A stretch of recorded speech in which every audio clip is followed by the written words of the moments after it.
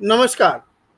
ए TV पे सवाल देश का विद्रोही रोहन में आप सभी दर्शकों और जितने भी एस्टीम्ड पैनल हमारे साथ ज्वाइन किए उनका बहुत बहुत स्वागत है। आज का जो पहलू है जिस पे हम आज बात करने वाले हैं वो है कि कैसे विपक्ष यानी कि इंडी गठबंधन फेल हो गए मंडल कमंडल की राजनीति को दोबारा करने के चक्कर में, जबकि ये आइडियल टाइम था। आज के युवा जो शायद भूल गए हैं या उन्हें नहीं पता है, जिन्होंने उस समय को नहीं देखा है, उनके लिए मैं थोड़ा-सा इंट्रोडक्शन में बताना चाहूँगा कि 90 का एक ऐसा दशक था जब भारत की राजनीति अपने सबसे सबसे ज़्यादा अस्थिर पोजीशन पे था। यानी कि ना कोई अस्थायी सरकार थी, ना कोई बड़ा नेता था। बहुत सारे छोटे-छोटे नेता ने मिल के देश को चला रहे थे। और वो एक ऐसा समय था जब भारत के विभाजन के बाद पहली बार हिंदू मुस्लिम राजनीति से उठ के हिंदुओं को बहुत सारे जातियों में बाँटने की एक प्रक्रिया में सारे पॉलिटिकल पार्टी लगे हुए थे। उस समय एक बहुत ही बड़े नेता उभरे वीपी सिंह, जिन्होंने मंडल एंड कमंडल को जो है 90 के दशक में लागू करवाया। उन्होंने ही उनकी ही सरकार में मंडल कमंडल को मान्यता मिली और पहली बार जो है 27% का आरक्षण दिया गया। अब इसका विश्लेषण करना पड़ेगा कि वो जो मंडल कमंडल का जो आरक्षण दिया गया वो क्या उन्होंने अपने सीट को बचाने के चक्कर में किया या क्या किया, या ये एक नेचुरल प्रोसेस था या ऐसा डिमांड था। लेकिन साथ में एक और बहुत बड़ी घटना हुई थी, वो थी राम मंदिर में राम मंदिर के का प्राण प्रतिष्ठा करने के चक्कर में जिस तरीके से बीजेपी वालों ने बाबरी मस्जिद को ध्वस्त किया था 19वीं 90 के शताब्दी में। तो हिंदुत्व तो अपने चरम पे ना आ जाए, इसलिए हिंदुओं को बहुत सारे धर्म में बांटने के लिए और अपनी सरकार को बचाने के लिए मंडल कमंडल का खेल खेला गया था। आज 2024 में हम सेम मुहाने पे खड़े हैं, जहां पे राम मंदिर का उद्घाटन होने वाला है। भव्य राम मंदिर का उद्घाटन हुआ मोदी जी के हाथों से, और विपक्ष फिर से वही मंडल कमंडल करना चाह रही थी।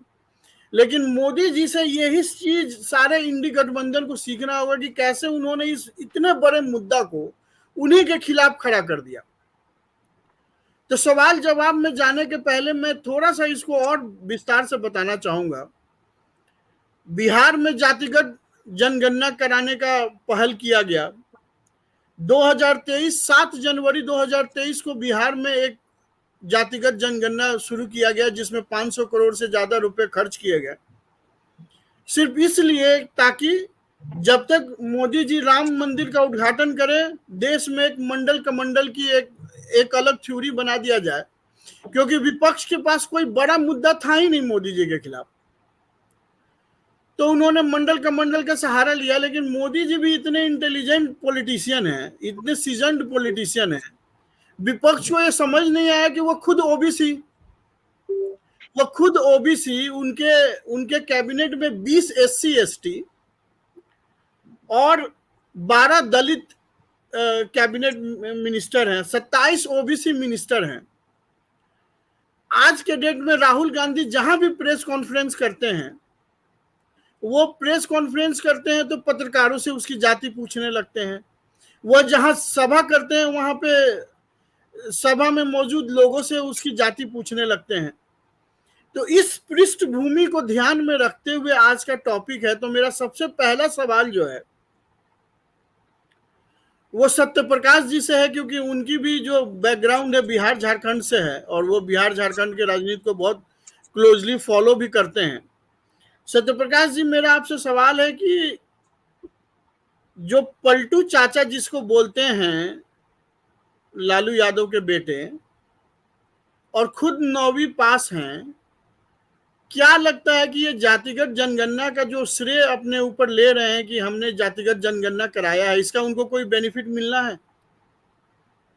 देखिए रोहित जी, मैं सबसे पहले आपको ये बता दूं कि जो मंडल कमीशन को आधार में रख के जो राजनीतिक पार्टियां जो आज के समय में खास करके जो हिंदी भाषी राज्य हैं वहाँ पे जो आरक्षण की बात हो रही है, जो जातिगत जनगणना की बात हो रही है, उसमें आज के समय में जो पार्टियां लड़ रही है वो सब केवल ओबीसी वोट के लिए लड़ रही है। और जो वर्तमान में केंद्र सरकार है वो ओबीसी को प्रमुखता ऑलरेडी दे रही है। आपने अभी बिल्कुल। खुद आंकड़े दिखाए बताए कि जो वर्तमान कैबिनेट में मंत्री हैं वो ओबीसी और एससी एसटी के इतने। अब बिहार और उत्तर प्रदेश और खास करके जो मध्य प्रदेश, झारखंड, राजस्थान, जहां पे ओबीसी आरक्षण की बात हो रही है, इन राज्यों में आप देखेंगे तो आपको जब आंकड़ों की दृष्टिकोण से अगर आप नजर दौड़ाएंगे तो आपको ये समझ में आएगी कि चाहे कांग्रेस पार्टी हो, चाहे वहां के क्षेत्रीय दल हो, चाहे राष्ट्रीय पार्टियां हो, सब ने ओबीसी को प्रमुखता दी है। केवल और केवल ये मंडल कमीशन के नाम पे एक राजनीतिक बेवकूफ बनाने वाली बात है। आप कह सकते हैं कि राजनीतिक दृष्टिकोण से केवल उनको वोट बैंक के लिए आज के समय में देश का युवा जो है वो जातिगत धर्म इन सब चीजों से ऊपर उठ चुका है। अब देश बिल्कुल। रोजगार मांग रहा है। अब देश हम चांद पे पहुंच रहे हैं। हम आज बिल्कुल अमेरिका और आता अन्य हूँ, मैं जो सत्य प्रकाश डेवलप जी आपके कंट्री पास उसको फिर से टक्कर आता दे रहे हूँ। हैं। अनुराग जी, आपका बहुत बहुत स्वागत है हमारे प्रोग्राम में। आप थोड़ा डिले से जुड़े हैं, तो अभी आपको हम टॉपिक समझा चुके हैं और आपको फिर से हम डिस्कशन के दौरान भी बताएंगे। धीरज जी, आपसे मेरा ये सवाल है कि एक टाइम था जब बिहार, यूपी, झारखंड, राजस्थान में कई सारे ऐसे पार्टियां चल रही थी जो एससी, एसटी, ओबीसी को रिप्रेजेंट कर रहे थे, जो दलित, महादलित को रिप्रेजेंट कर रहे थे। आज उन सब पार्टियों का अस्तित्व खतरे में। अब मायावती को देखिए, मायावती का क्या हाल हो रखा है। बॉन्ड जो इलेक्ट्रल बॉन्ड है उसमें उनको 20,000 का चंदा मिला हुआ है।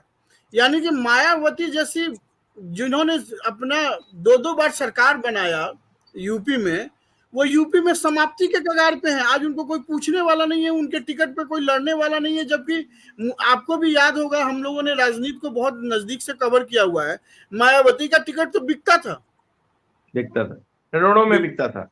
जी हाँ, लेकिन देखिए क्या हुआ क्या कि ये जो करोड़ों में बिकने लगा ना, बस जी यहीं से इनकी राजनीति की जो मतलब खात्मा जो है वो शुरू हो गया।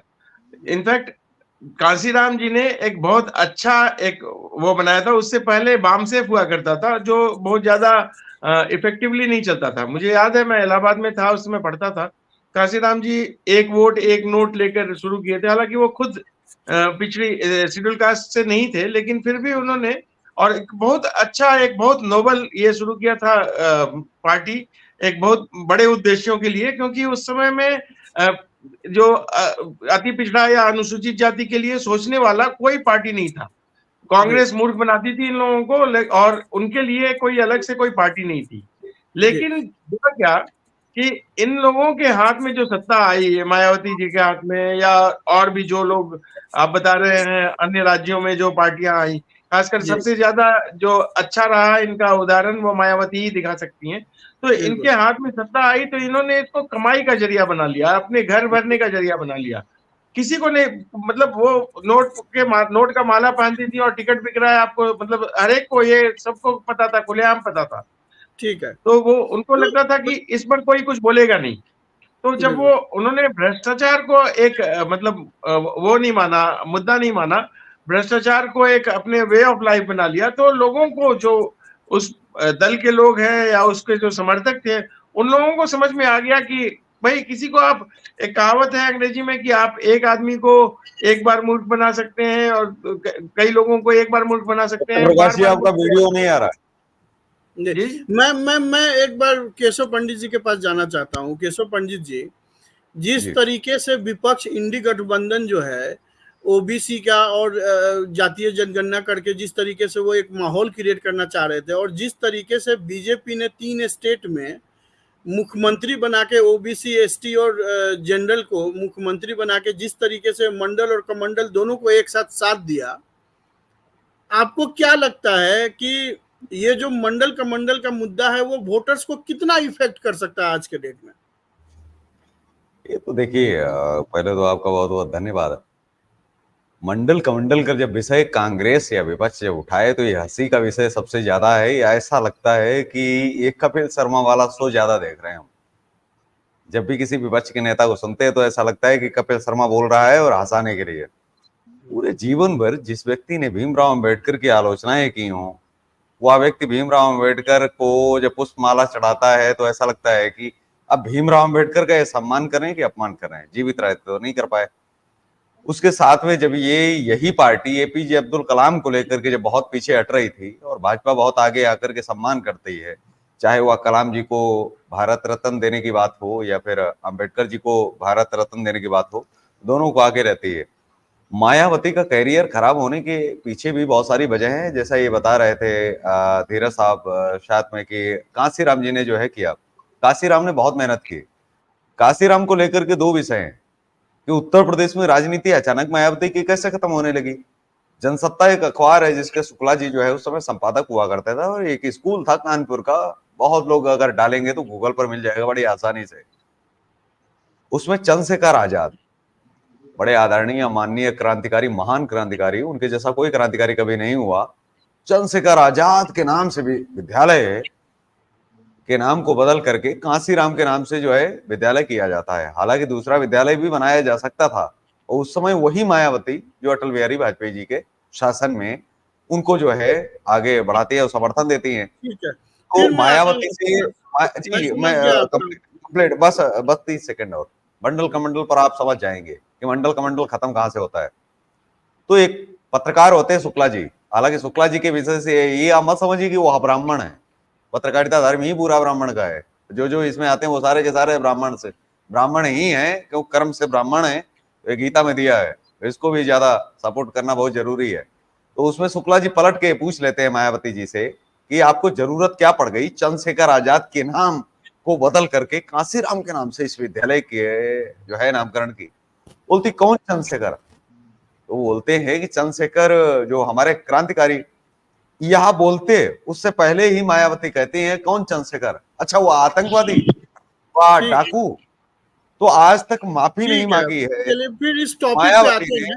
अनुराग जी अभी आपने कुछ बोला नहीं है, एक बार जरा आप अपना माइक टेस्ट करा देते। रोहित जी धन्यवाद, आपको बहुत बहुत धन्यवाद। सेंटर में ले आइए, कैमरा को सेंटर में ले आइए, आपका फेस आधा कटा हुआ है। ठीक है, और बस थोड़ा सा और इधर कीजिए, लेफ्ट, हाँ थोड़ा सा और, बस ठीक है। अच्छा अनुराग जी, मेरा सवाल आपसे है कि जिस नेहरू गांधी परिवार ने, चाहे वो जवाहरलाल नेहरू हो, चाहे वो इंदिरा गांधी हो, चाहे राजीव गांधी हो, उन्होंने हमेशा जातिवाद को कभी भी बढ़ावा नहीं दिया। यहाँ तक कि जवाहरलाल नेहरू ने तो एक लेटर तक लिखा था सारे मुख्यमंत्रियों को कि किसी भी तरीके से एजुकेशन में और नौकरी में किसी तरीके का आरक्षण नहीं देना चाहिए, क्योंकि उससे कमजोर लोग जो हैं वो बड़े पोजीशन पे आ जाएंगे। आज उन्हीं का जो वंशज हैं राहुल गांधी, हर जगह पे हर किसी से जाति पूछ रहे हैं और इस पूरे चुनाव को एक जातिवादी चुनाव में बदलने की कोशिश कर रहे हैं। तो आपको क्या लगता है कि राहुल गांधी का जो ये चुनावी समझ है वो कितना सही है, और क्या लगता है कि इससे क्या कांग्रेस पार्टी को कोई चुनावी फायदा हो सकता है? देखिए रोहित जी, बेसिकली जब से देश आजाद हुई है तब से ये फंडा रहा है। बाबा साहेब ने रिजर्वेशन लागू किया था मात्र 10 साल के लिए, ठीक है, लेकिन इन्हीं कांग्रेसियों ने, कांग्रेस की ही सरकार रही शुरू से अभी तक 60-65 साल तक, इन्होंने क्या किया कि रिजर्वेशन लागू किया और हर साल इसको एक्सटेंड करते रहे। आज 70 साल हो गया, 80 साल के लिए फिर इसको परमिट किया गया। लेकिन वस्तु स्थिति क्या है, इससे क्या हुआ समाज में और कितनी तब्दीली आई, ये भी देखने की चीज है। बहुत सारे बच्चे ऐसे हैं जो IIT वगैरह में एडमिशन होता है, कोटा के आधार पे उनका एडमिशन हो जाता है, लेकिन वो लोग क्या करते हैं, 5 साल की जगह 8 साल 9 साल में उनका कोर्स कंप्लीट होता है, वो बन करके आते हैं। सपोज दैट आपको एम्स में एक डॉक्टर के पास ट्रीटमेंट के लिए जाना है, आप डॉक्टर के पास जाते हो, अगर आपको मालूम हो कि रिजर्वेशन से आया है, बहुत अच्छा नहीं है, तो क्या आप जाओगे? इसलिए रिजर्वेशन होना एक लिमिट समय तक तो ठीक था, चलो जो दबे हुए लोग हैं, जो जातिवाद के आधार पे सारा चीज को माना जा सकता है कि आज बाबा की डेट साहब, में क्या जातिवाद को बढ़ावा देके कांग्रेस को वोट मिल सकता है? नहीं, बिल्कुल नहीं। कांग्रेस को या किसी भी दल को जातिवाद को बढ़ावा देना ही नहीं चाहिए। देखिए, अभी मोदी जी ने ईडब्ल्यूएस लागू किया, 10% रिजर्वेशन दिया, ठीक है। बेसिकली होता क्या है, इसका लाभ किसको मिल रहा है? ये रिजर्वेशन जो है, SC ST, ये जितने भी रिजर्वेशन है, इसका लाभ किसको मिल रहा है? लाभ जो ऊंचे ओहदे पे लोग हैं, ठीक है, जो पॉलिटिकल अप्रोच वाले लोग हैं, या अधिकारी हैं, या न्याय तंत्र में लोग बैठे हुए हैं, वो लोग अपने बच्चों के लिए या अपने फैमिली के लिए या पैसा दे सकते। ठीक है, आपका पॉइंट लाउड एंड क्लियर हो गया। धीरज जी, मैं आपसे एक सवाल पूछना चाहता हूँ। अभी आपने देखा होगा कई बड़े मंच पे राहुल गांधी ने कहा कि भाई कितने मुख्य सचिव हैं कैबिनेट, जो OBC हैं, SC ST हैं। तो ये तो कांग्रेस अपने ही पैर में कुल्हाड़ी मार रही है ना, क्योंकि जो मुख्य सचिव होंगे किसी भी डिपार्टमेंट का, किसी भी मंत्रालय में, अगर मुख्य सचिव होंगे, अपर सचिव होंगे, इस तरह के जो भी पोस्ट होगा, वो तो ऑलमोस्ट रिटायरमेंट के एज पे होंगे। तो उनकी ज्वाइनिंग तो तभी हुई होगी जब कांग्रेस की सरकार हो। तो ये कांग्रेस कहीं, राहुल गांधी कहीं मोदी को फंसाने के चक्कर में कहीं अपने पैर में तो कुल्हाड़ी नहीं मार रहे हैं? और क्या ऐसा है कि जो जिस जनता को वो ये मैसेज देना चाहते हैं, उन तक ये बात नहीं जा रही है कि भाई ये तो कांग्रेस की ही गलती है कि उन्होंने अपने समय पे इतने लोगों को जो है सो कि बनाया नहीं अधिकारी? देखिए, राहुल गांधी का जहां तक प्रश्न है, तो उनको सोशल मीडिया पर कहा ही जाता है कि वो भाजपा के स्टार कैंपेनर हैं। तो वो जो भी मुद्दा उठाते हैं, वो बिना किसी रिसर्च के, बिना किसी कोई प्रॉपर उसकी गाइडलाइन के, बिना किसी ठोस नतीजे पर आए, वो अपना इस मुद्दे, किसी भी कोई भी मुद्दा उनको किसी ने सुनाया, मेरे ख्याल से जैसे व्हाट्सएप यूनिवर्सिटी पर चलता है, वो उठा के उसको वो उछाल देते हैं। तो ऐसा उनके साथ पहली बार नहीं हुआ है, कई बार ऐसा हो चुका है, हमेशा ऐसा होता रहा है कि वो जो भी मुद्दा उठाते हैं।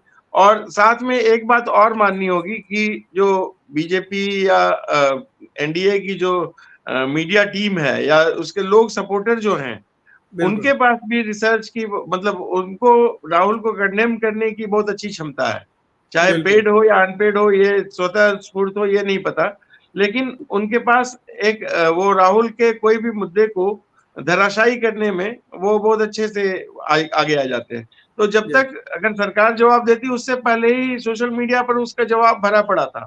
तो राहुल गांधी तो मैं आता हूँ आपके पास दोबारा। मैं केशव पंडित जी का, जो केशव पंडित जी ने अभी ने बोला था, उसी पे मैं उनसे काउंटर क्वेश्चन करना चाहता हूँ।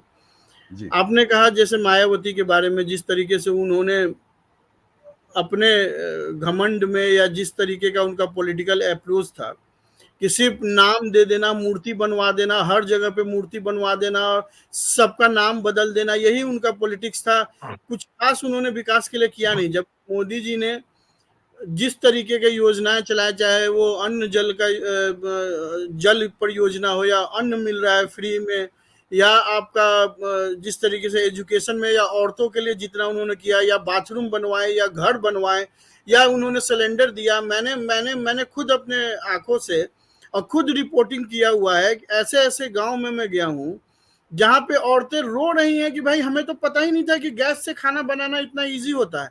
हम लोग पूरे जिंदगी जो है मायावती को और मुलायम सिंह को वोट देते रहे, और हम लकड़ी से जला जला के हमारे आंख, हमारे सारे रो रो के हम लोग खाना बनाते थे, और आज मोदी जी ने हमें ये दे दिया। तो आपको ये नहीं लगता है कि विकास, जिस तरीके से मोदी जी ने विकास को जिस तरीके से एक हथियार बनाया, जिस तरीके से उन्होंने बेनिफिट को डायरेक्ट अंतिम आदमी तक पहुंचाया, जो महात्मा गांधी चाहते थे कि भाई विकास वही सही है जो आखिरी व्यक्ति तक पहुंचे, और मोदी जी ने वही किया, चाहे किसानों के डायरेक्ट बैंक अकाउंट में भेजने का।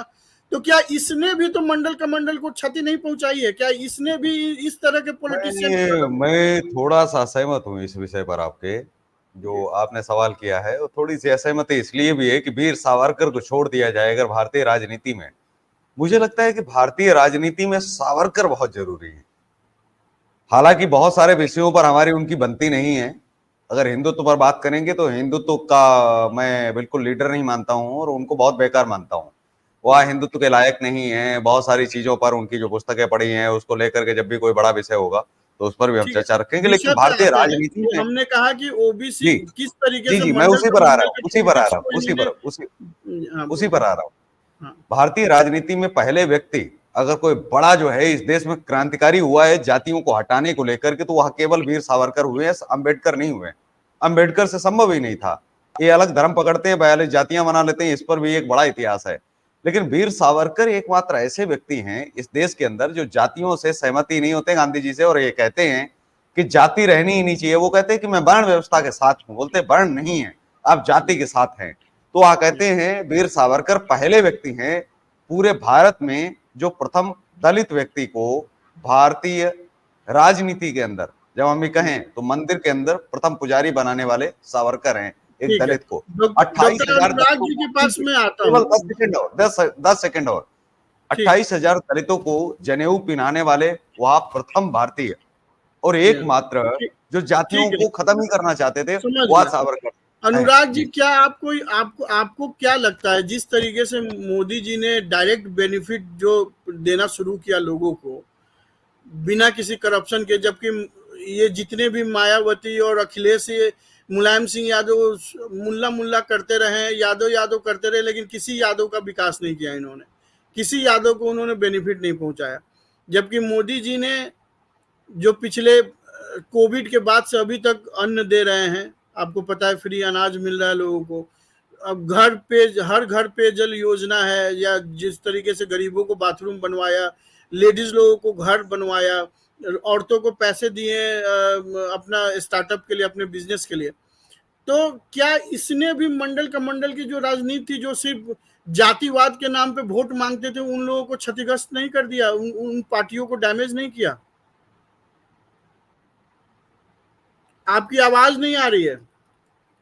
बिल्कुल रोहित जी, सारे जो वर्ण व्यवस्था हमारे यहाँ है हर चीज को ध्वस्त कर दिया, और इकोनॉमिकल से लेकर के हर चीज को ये लोग तोड़ फोड़ करके रख दिए। लेकिन मोदी जी ने जो चीज विगत 10 साल में किया उसकी उम्मीद किसी को नहीं थी। इतनी जल्दी इतना ग्रोथ देना, हर चीज के लिए, गरीब लोगों के लिए बहुत करना। एक चीज मैं आपसे पूछना चाह रहा हूँ, आप मुझको बताइए कि एक रिक्शा वाला का बच्चा क्या रिक्शा ही चलाते रहेगा हमेशा? एक स्वीपर जो है स्वीपर ही रहेगा हमेशा? उनके लिए ग्रोथ नहीं हुआ, ग्रोथ हुआ नेताओं के लिए, अफसरशाही के लिए, न्याय तंत्र के लिए, इन लोगों के लिए रिजर्वेशन है। लेकिन जो बहुत कम लोग ऐसे हैं जो उससे लाभान्वित हुए। आज के समय में क्या है कि सारे लोगों को एक दृष्टि से देखा जा रहा है, चाहे वो किसी भी जाति का हो। कर सकते हैं धीरज जी, कभी भी इनकाउंटर कर सकते हैं। बोलिए आप अपना पॉइंट रखिए। हाँ, तो सबसे बड़ी चीज क्या है ना कि आज के डेट में आप देखोगे हर आदमी का ग्रोथ हो रहा है, प्रॉपर ग्रोथ हो रहा है और जेन्युइन ग्रोथ हो रहा है। अनाज सबको मिल रहा है, चाहे वो किसी भी कास्ट का हो, अगर गरीबी रेखा से नीचे है या राशन कार्ड होल्डर है तो उनको मिल रहा है, सारा व्यवस्था हो रहा है। अकाउंट में अगर पैसे जा रहे हैं तो सबको बराबर जा रहे हैं। बहुत ऐसे गांव थे जहां बिजली नहीं थी, बहुत ऐसे जगह थे लोगों को स्वच्छ पानी पीने के लिए नहीं था, वो सारा व्यवस्था अब हो गया है, ठीक है। लेकिन अभी भी बहुत सुधार की जरूरत है, हम लोगों को, हमारे देश को बहुत ज्यादा सुधार की जरूरत है। सबसे बड़ी चीज है, हाँ बोलिए। धीरज जी, अनुराग जी का कहना है कि ये जो वर्ण व्यवस्था है, या जो आरक्षण का बेनिफिट है, या जो मंडल कमंडल का जो पॉलिटिक्स है, उससे एक विशेष वर्ग को या विशेष लोगों ने ही उसका फायदा उठाया है। ये भी एक कारण है जिसकी वजह से अब जो है लोग समझदार हो गए हैं, लोगों को दिखने लगा है कि भाई बेनिफिट क्या है और बेवकूफ बनाने का तरीका क्या है। तो अब ये मंडल कमंडल नहीं चल रहा है। क्या आप इस तर्क से सहमत हैं, या आप इसमें कुछ बोलना चाहते हैं? नहीं, हाँ, जाहिर सी बात है, यही हुआ है। जो आम आदमी जो है वो खासकर जो इस वर्ग में आता है, जो आरक्षण के वर्ग में आता है, उसको आरक्षण को लेकर बहुत वो नहीं रह गई, उत्सुकता नहीं रह गई है या उदासीन हो गई है। क्योंकि एक और भी बात है कि अब सरकारी नौकरियों का जो कुछ परसेंटेज में आरक्षण के लिए, इसमें आरक्षण के नाम पर लोग ये करते हैं, मतलब जोर डालते थे कि आरक्षण मिल जाए सरकारी नौकरियों में, तो सरकारी नौकरियों की प्रतिशतता ही बहुत कम रह गई है, सरकारी नौकरियां ही बहुत कम रह गई हैं मार्केट में। तो लोग एक मेरा और काउंटर क्वेश्चन है कि ये जो आरक्षण के जो पॉलिटिक्स है, जैसे कि अभी मराठा आरक्षण हो गया, और जैसे अभी कई सारे जैसे मणिपुर में आपने देखा जिस तरीके से आरक्षण, सिर्फ अफवाह फैल गया कि भाई आरक्षण की जो व्यवस्था है उसमें चेंज होने वाला है, यानी कि टोटल परसेंटेज चेंज नहीं हो रहा था, किसी वर्ग का आरक्षण कम और किसी वर्ग का आरक्षण ज्यादा होने वाला था। इसी नाम पे जिस तरीके का हिंसा हुआ मणिपुर में, और जो महाराष्ट्र में जो ये आरक्षण हो रहा है, आरक्षण का जो आंदोलन हो रहा है, आपको क्या लगता है वो कितना वोट को प्रभावित कर पाएगा? महाराष्ट्र के वोट को या मणिपुर के वोट को कितना प्रभावित कर पाएगा? रोहित जी, बेसिकली क्या है ना, रीजनल बेस पे या जाति बेस पे कोई आरक्षण होना नहीं चाहिए, ठीक है। होना क्या चाहिए, ईश्वर ने दिमाग सबको दिया है, बुद्धि सबके पास है, सब आदमी अपने आप को होशियार ही समझते हैं, सब लोग तेज ही हैं, लेकिन इस बेसिस पे अगर ये देखा जाए कि गरीब कोई भी है, उसका एक लमसम अमाउंट जो है ईयरली उनका होना चाहिए। गरीबी रेखा से नीचे आने वाले हर आदमी को, चाहे वो किसी भी कास्ट का हो या किसी धर्म का हो, उनको रिजर्वेशन मिलना चाहिए, ठीक है। ये पद्धति ही खत्म हो जाना चाहिए। पॉलिटिकल था मेरा हाँ। क्वेश्चन, थोड़ा सा मणिपुर में ये मुद्दा नहीं था। मणिपुर में जो हल्ला हंगामा हुआ था वो वर्ग संघर्ष था, उन लोगों का मैतेई और कुकी का जो यही मैं बोल रहा था।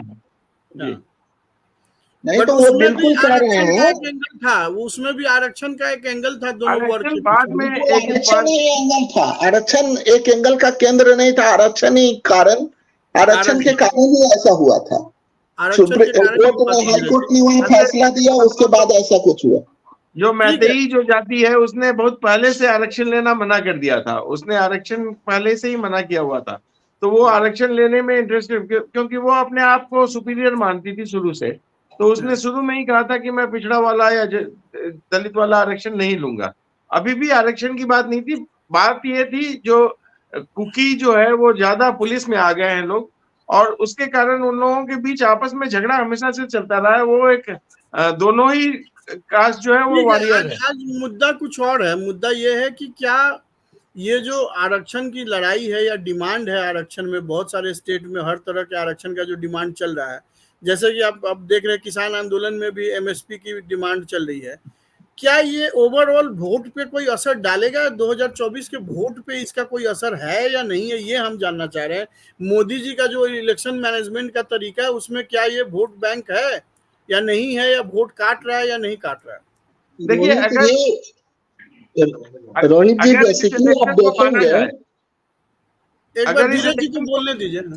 जी, अगर इस इलेक्शन को देखा जाए तो ये दोनों ही पक्षों के लिए मुद्दा विहीन है, क्योंकि अब बीजेपी के लिए कोई मुद्दा बचा नहीं कि वो कुछ प्रॉमिस करे कि ये करके ला देंगे, हम ये कर देंगे, और इसके लिए कांग्रेस या विपक्षी दलों के लिए भी कोई ऐसा है नहीं कि कोई मुद्दा कि ये हमको नहीं हुआ, ये नहीं हुआ, बेरोजगारी रोजगारी ये सब बातें अब गौण हो चुकी हैं। तो अब इन लोगों के लिए भी है कि आरक्षण, बेरोजगारी भी मुद्दा नहीं है इस चुनाव में? नहीं है, क्योंकि आम लोगों को समझ में आ चुका है कि देखिए वो बेरोजगारी, स्वरोजगार भी एक बड़ा वो है।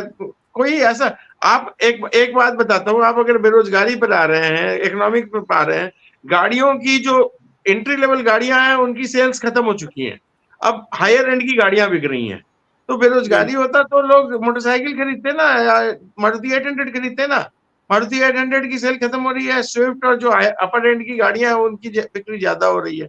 बेरोजगारी केवल कहने के लिए, वो बस बोलने के लिए मुद्दा है, बेरोजगारी है नहीं। मैं अपने ऑर्गेनाइजेशन में, मैं आपको एक बात बताऊं, मैं अपने ऑर्गेनाइजेशन में 2-3 स्टाफ चाहिए थे मुझे, मैंने 3-4 वेबसाइट्स पर डाला, 400 से ज्यादा इंटरव्यू किए, और केवल एक आदमी मिला, और एक आदमी बोला कि हम हाफ पार्ट टाइम कर सकते हैं। कोई काम करने को राजी नहीं है भाई साहब। आप अगर एम्प्लॉयर बन के देखिए ना, बेरोजगारी तो है ही नहीं, जीरो है, कोई काम करने को राजी नहीं है। तो वो मुद्दा। केशव पंडित जी, हमारा सवाल ये है कि अभी आपने देखा जैसे 3 स्टेट में चुनाव हुआ था जो बीजेपी जीती, और जिस तरीके से वहां पे मुख्यमंत्री का चुनाव किया गया जातिगत मतलब कि जातिगत जनगणना को ध्यान में रख के। जैसे एक एग्जाम्पल के तौर पे मोहनलाल यादव को एमपी का मुख्यमंत्री बना दिया गया यादव वोट साधने के लिए। तो क्या लगता है, जो अखिलेश यादव का तो एक ही स्ट्रेंथ है, मुस्लिम यादव वोट, आपको क्या लगता है कि जो मोहनलाल यादव को बनाया गया है एमपी में मुख्यमंत्री, धीरज जी आप भी आ सकते हैं, अनुराग जी आप भी आ सकते हैं, तो इसका कोई प्रभाव पड़ेगा यूपी में यादव वोटर्स को प्रभावित करने के लिए? देखिए, यादव वोटर की जब आप बात करेंगे तो आपको बिहार नहीं आप छोड़ सकते हैं, झारखंड आप छोड़ नहीं सकते हैं। भले ही उत्तर प्रदेश के अंदर राजनीति अखिलेश यादव की रही, वो अभी उनके पिता की, और उसके बाद चाचा शिवपाल यादव को भी आप छोड़ नहीं सकते हैं, जो टोपी पहनते पहनते हालांकि दूसरों को भी पहनाने लग गए, अपने भतीजे को भी पहना दी। बहुत सारी चीजें हैं जिसको लेकर के हम जो है एक अलग विषय क्रिएट कर सकते हैं, और इस पर हम बोल भी सकते हैं कि वो किसी के नहीं है। तो ये भी चीज उन्होंने सीख ली है कि किसी के नहीं है टोपी पहनने वाले और टोपी पहनाने वाले। तो अगर बात ये की जाए कि डॉक्टर मोहन यादव की जब बात की जाती है, एक तो जब नाम में डॉक्टर लग जाए तो बात यह है कि यादवों के लिए एक बहुत अच्छी बात यह है कि अखिलेश यादव के नाम के आगे जो है डॉक्टर नहीं है, और न ही मुलायम सिंह के नाम के आगे नहीं। मैं कंप्लीट बस थोड़ा सा कर लेता हूँ। यादवों को ये समझना चाहिए कि किसी बेवकूफ को नहीं बना दिया है। भारतीय जनता पार्टी ने जिसको मुख्यमंत्री बनाया है वह बहुत ही सम्मानित व्यक्ति है, और ऐसे व्यक्ति को बनाया है जिसकी कोई कल्पना ही नहीं कर सकता है।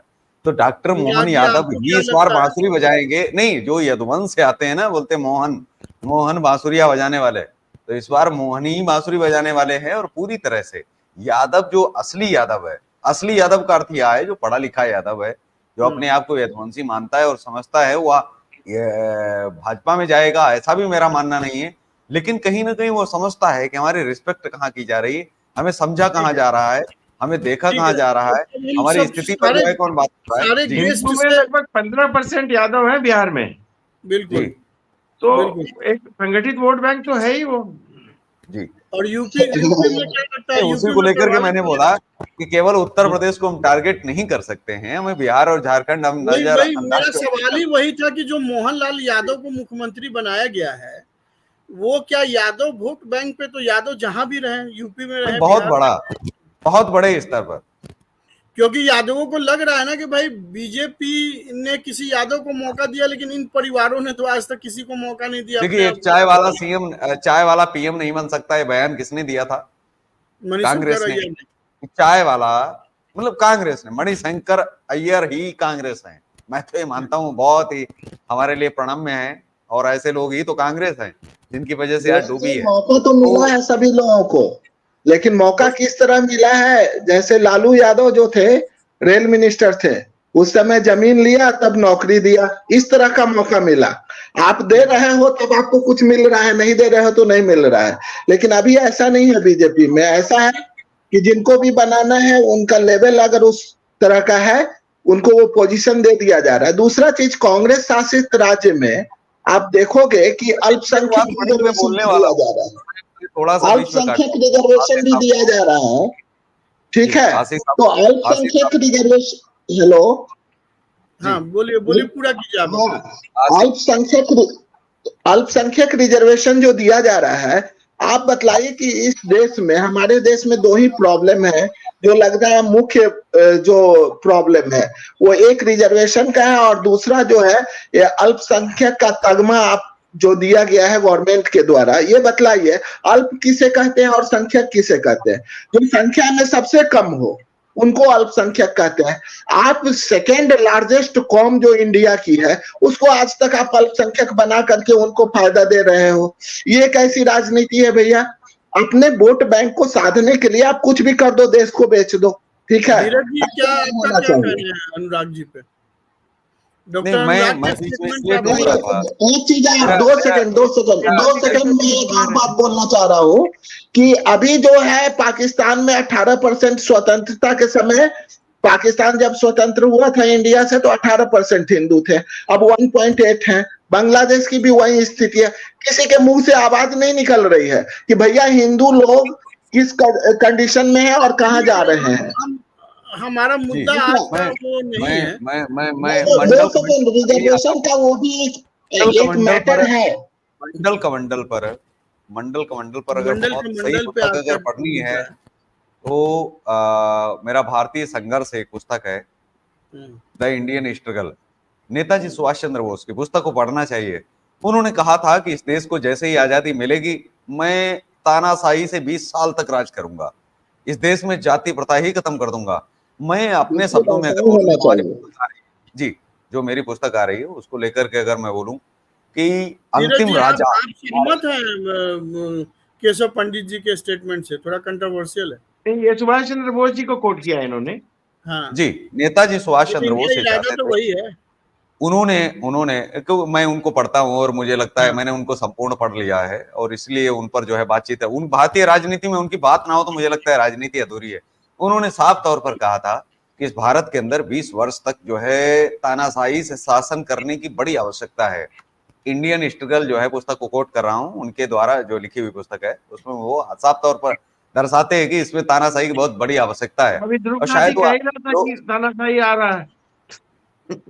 नहीं, आप इसको अलग तरह से लेके जा रहे हैं। मैं ये कह रहा हूं कि जब भारतीय सेना, इंडियन आर्मी, ब्रिटिश भले ही इस देश में राज कर रहे थे लेकिन अपनी आर्मी का नाम उन्होंने ब्रिटिश इंडियन आर्मी नहीं रखा, केवल इंडियन आर्मी रखा। इस अच्छा देश के अंदर धीरज जी एक थोड़ा पॉलिटिकल सा सवाल है। एक सेकंड मैं दोबारा आता हूँ आपके पास। नहीं, वो आर्मी में भी कास्टिज्म की बात कर रहे थे, वो एक बड़ा इशू है। हाँ, जो आर्मी ने रिजेक्ट कर दिया था कास्ट वाइज। नहीं है, अभी क्या बात कर रहे हैं? नहीं महान है, रेजिमेंट अभी है, राजपूत है, रेजिमेंट है, सारा कुछ है। राजपूत और ये रेजिमेंट है, वो तो है। महान रेजिमेंट है, दुनिया के हरिजनों के अरे नाम भाई, पर है बिहार महान रेजिमेंट। रेजिमेंट भी है, जी, बिहार नेताजी रेजिमेंट बोस, भी है। तो वो कोई मेरा थोड़ा सा पॉलिटिकल सवाल है धीरज जी।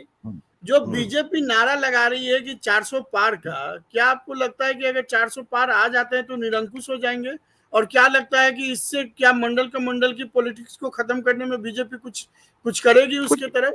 कुछ ठोस निर्णय लेने में सहूलियत रहेगी। अब ठोस निर्णय क्या होंगे इसका अभी भी कोई नहीं, मेरा इस पर थोड़ा सा काउंटर क्वेश्चन है रोहन साहब के साथ। पहली बात बोलिए कि आप एक चीज बताइए कि जब नेताजी ये कहते हैं, और जैसा मैंने पहले पुस्तक का किया था और वही आपने क्वेश्चन पलट के आपने रख दिया है, मैं ये कह रहा हूँ कि नेताजी अगर इस देश में 20 साल तानाशाही करते थे, क्या आप उनको तानाशाह बोल देते? क्या आप उनको तानाशाह बोल सकते? नहीं, मतलब देश के सुधार के लिए जो हितकर है वह करेंगे, और उसके लिए जो जरूरी मत हैं, जहां भी मत हैं, चाइना का जो तानाशाह जरूरी है वो भी अपने जी। देश के भले के लिए सब कुछ कर रहा है। वो जो नहीं, लेकिन कहीं नॉर्थ कोरिया का नहीं, बिल्कुल आपकी बात सही है, लेकिन हम अपने देश के भले के लिए कर रहा है। तानाशाह अपने तो देश जो के भी भले होता है के लिए, वो अपने देश के भले हमें के लिए चाइना से करता क्या है। मतलब? अब चाइना नहीं, चाइना अगर किसी के लिए बुरा है वो हिंदू नहीं, चाइना अगर किसी के लिए बुरा है तो हिंदुओं के लिए तो बुरा नहीं है। सबसे बुरा अगर है तो केवल मुसलमानों के लिए बुरा है। इंदिरा गांधी ने जब देश में इमरजेंसी लगाया तो आप उस टाइम पे उनका तानाशाही नहीं कहेंगे? जी नहीं, उन्होंने देश के भले के लिए करने की कोशिश किया ना। मैं तानाशाही नहीं कहूंगा। बहुत सारे नेता कह सकते हैं, मैं बाला साहेब ठाकरे के पक्ष में हूँ इस समर्थन में कि देश का कुछ करने के लिए, सही करने के लिए उसके पक्ष में आ जाना चाहिए। अच्छा, मैं केवल मुझे आप 30 सेकंड केवल 30 सेकंड मैं आपसे मांगता हूँ पूरे डिबेट में, और एक बड़ी इंपॉर्टेंट बात मैं आपको बताने जा रहा हूँ जो शायद खास करके मैं कई जगह पर कहता रहता हूँ। बस 30 सेकंड अब प्रोग्राम में हम इसका लास्ट ओपिनियन लेंगे, तो प्लीज 30 सेकंड। जी, जब हम इंदिरा गांधी को देखते हैं, इंदिरा गांधी को केवल तानाशाह बतौर क्यों देखते हैं? तानाशाह ने बांग्लादेश अपने देश में मिला सकती थी, नहीं मिलाया, ऐसा लोग जब कहते हैं तो मैं कहता हूं कि बांग्लादेश अगर मिला लिया होता तो आज इस्लामिक राष्ट्र भारत बन गया होता, क्योंकि 40 करोड़ ये और वो 40 करोड़ 50 करोड़ वहां, तो 100 करोड़ तो वो हो जाते, तुम इस्लामिक राष्ट्र बन जाते अगर इंदिरा गांधी ने नहीं। मुझे कंप्लीट कर ले, भारत की तो पॉलिसी रही नहीं है ना किसी दूसरे देश की। नहीं, कहाँ नहीं रही। उन्होंने सावरकर को उन्होंने सम्मान दिया, नेताजी को उन्होंने सम्मान दिया, जब नेताजी की बेटी अनीता बोस आई तो उन्होंने सम्मान दिया। आप पूरे इतिहास में उठा करके देख लीजिए। मुझे लगता है कि इंदिरा गांधी का पूरा कार्यकाल उस दौर का ऐसा रहा है अविवादित, भले ही विवादित बनाया जाए, वो तो मोदी जी का भी बनाया जाएगा, कृष्ण जी का भी रहा है कार्यकाल विवादित जो है बताया जाता है। राम के भी कार्यकाल को विवादित ही बताया जाता है कि राम के दौर में भी बहुत कुछ गलत हुआ, माता सीता के साथ गलत। तो अविवादित कुछ नहीं है, सब विवादित ही है। दूसरे देश को मिलाने की परंपरा नहीं रही है, ऐसी बात नहीं है। सिक्किम को हमने अधिग्रहण किया है, नहीं बांग्लादेश अगर मिला लिया जाता, नहीं मैं आपसे ये कह रहा हूँ, बांग्लादेश अगर मिलता तो आज इस्लामिक स्टेट होता कि नहीं इंडिया? होता, 100% होता। ठीक है, वो तो बहुत आज अच्छा का काम किया टॉपिक इन्होंने। नहीं है ना, आज का करेंगे। टॉपिक इस्लामिक या हिंदू नहीं है, आज का चलिए, टॉपिक ठीक, मंडल का जी। मंडल और मोदी जी का पॉलिटिक्स है। तो बस मैं क्लोजिंग कमेंट लूंगा धीरज जी, 30 सेकेंड में आप शुरू कीजिए रिगार्डिंग कैसे मोदी जी ने इस मंडल कमंडल की पॉलिटिक्स को धराशायी कर दिया। अब तो कोई नेता जाति की अच्छा, बात मैं कर 10 नहीं रहा। सेकंड बीच में टोकना चाहता हूँ आपके सवाल को, और माफी के इसका साथ में। एक रीजन और भी हो सकता है जी, धीरज जी, 10 ये सेकंड है, 10 सेकंड। जिस तरीके से नीतीश कुमार ने इसको शुरू करके और इंडी गठबंधन के साथ मिलके एक जातिवाद को प्रमोट कर रहे थे, अब नीतीश कुमार के निकल जाने से भी क्या ये मुद्दा हल्का मैं हो उसी गया? पर 10 सेकंड में अपनी बात कंप्लीट कर लेता हूँ, 10 सेकंड लूंगा। ठीक है। वीर सावरकर का जब रास्ता भाजपा अपनाती है तो ऐसे ही नहीं अपनाती है, पूरी तरह से तैयारी है। सावरकर के ही रास्ते पर भाजपा है, और सावरकर जो चाहते थे कि देश से जाति शब्द ही हट जाए, और साफ तौर पर गांधी जी से कहा था, उसी रास्ते पर मोदी। ठीक है, देखिए, मुझे जो लगता है कि कोई भी पार्टी जातिवाद को इग्नोर नहीं कर सकती है। वो टिकट बंटवारे में भी उन्होंने जाति का ध्यान रखा है। कहीं जो उत्तराखंड है वहां राजपूतों को टिकट दिया है, बिहार में उन्होंने पिछड़ों को टिकट दिया है, हिमाचल में अलग अलग जातियों के, हर जहां जहां जो जातियां प्रमुख है उन्होंने टिकट दिया है उसको। और ब्राह्मणों ने सर्वनाश किया है, क्या आप मानते हैं कि ब्राह्मणों को टिकट मिल जाए? हालांकि ब्राह्मणों ने ही सर्वनाश किया है देश का 70 साल। हर जगह, अब मुझे देखिएगा तो मैंने आपका सर्वनाश किया, आपको देखिएगा तो आपने मेरा सर्वनाश किया। ये बात मुद्दा नहीं है। मैं ब्राह्मणों को खास करके मैं पंडित बोल रहा हूँ जवाहरलाल कि नेहरू को तो हम बीजेपी छोड़ भी नहीं सकते हैं। पंडित नहीं, नाम क्या गया, इतना बड़ा पंडित लगाते थे तो उनको कैसे छोड़ सकते हैं हम? नहीं, मुद्दा वो नहीं है। मुद्दा मैंने कहा कि जाति को इग्नोर नहीं कर रहे हैं। ये भी इन्होंने ऐसा नहीं है, इन्होंने धर्म को इग्नोर किया है, ऐसे लोग, मुस्लिमों को टिकट नहीं दिया, ये है।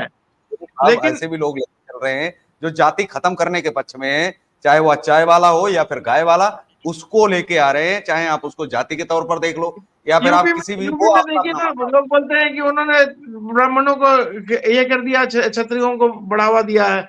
लोग, जाति को खत्म कहीं नहीं हो सकता।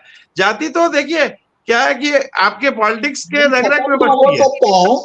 खत्म हो सकता है, लेकिन ऐसा है कि 75 साल से ये जो रोग है कोढ़ का, जाति संबंधित जो रोग है कोढ़ का, उसको साफ करने में कुछ समय लगेगा। ऐसा नहीं है कि नहीं है, अभी तो काफी हद तक दिखलाई पड़ रहा है। लेकिन मोदी जी की भी मजबूरी है। मजबूरी ये है कि अगर बिहार और यूपी में अगर आप यादव को साधना चाहते हैं तो आपके लिए पास वैसा चेहरा होना जरूरी है। तो उन्होंने वैसा ही चेहरा लाया, ठीक है। तो जातिवाद वो मजबूरी है, पॉलिटिकल मजबूरी है, लेकिन हकीकत में जातिवाद धीरे धीरे खत्म होगी ही होगी, और हो जाएगी। विगत 10 साल में ये सारी समस्याएं जो है कि अच्छा हो, ऐसा हो, लेकिन मैं इस पक्ष में हूँ आशीष साहब के साथ में, इस पक्ष में तो सब है, लेकिन हो नहीं रहा है। ठीक है, होगा सर, नहीं हो रहा है, कोई सवाल नहीं है, होगा तेजी से हो रहा है। अरे 70 साल से आप सब्र तो रखे हुए थे ना, क्या हो रहा था देख रहे थे ना।